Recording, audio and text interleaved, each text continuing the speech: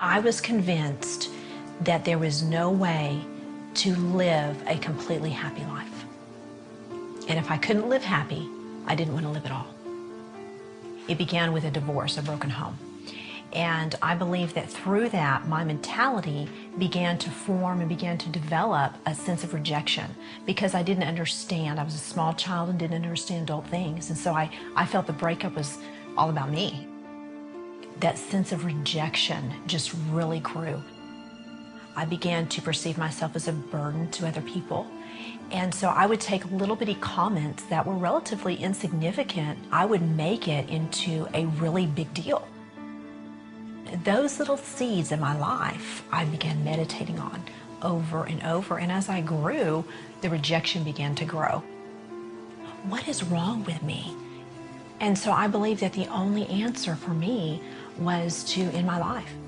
I walked to my mother's room thinking I don't want anyone to see me because I'm so determined to end my life, to end the void, to end the suffering, to end the loneliness, that nothing was going to stop me. I began crying out and I began screaming out to God, God, forgive me. And the gun went off.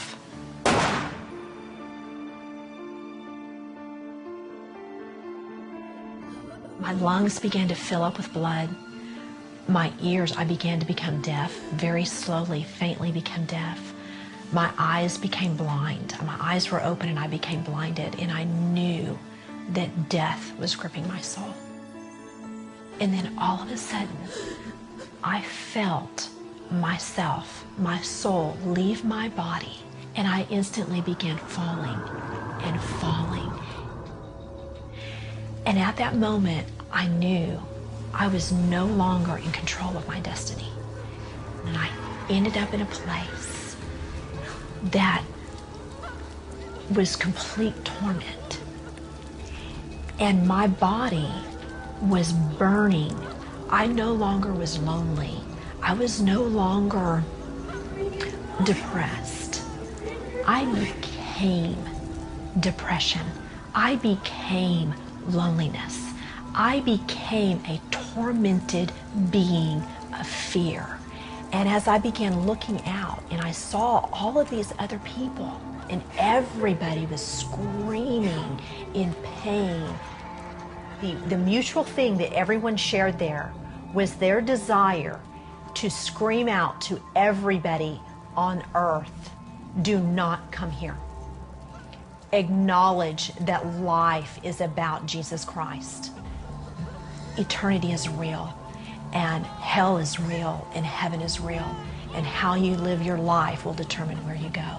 And everybody cried out that their loved ones would hear the truth.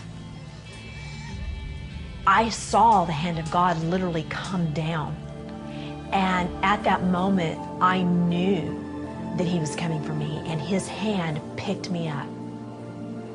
And instantaneously, I was no longer a being of tormented sin. I now was a being cleansed, and God took me over the heavens. It was beyond peaceful and gorgeous and magnificent.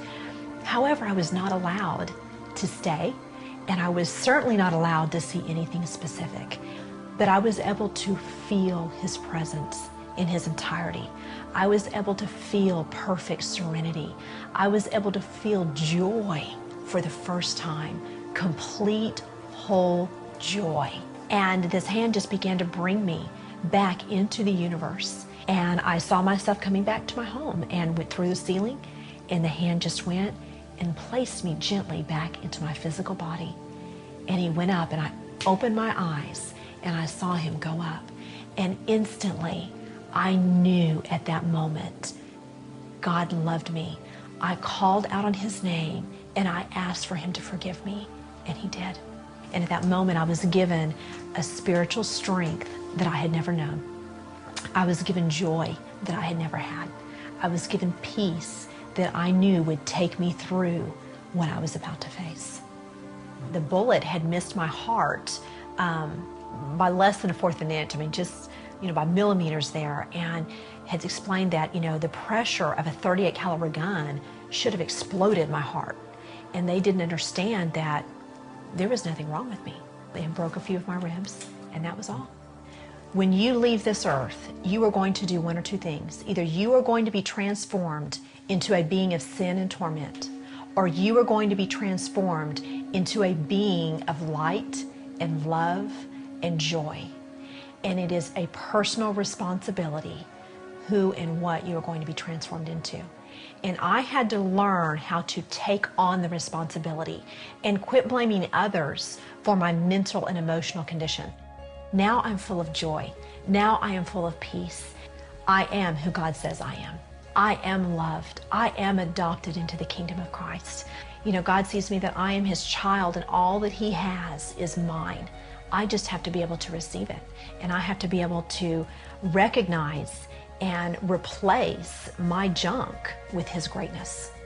As long as I stand on the promises of God and I allow his presence in my life, I can conquer anything, and I can go through my problems with peaceful sleep.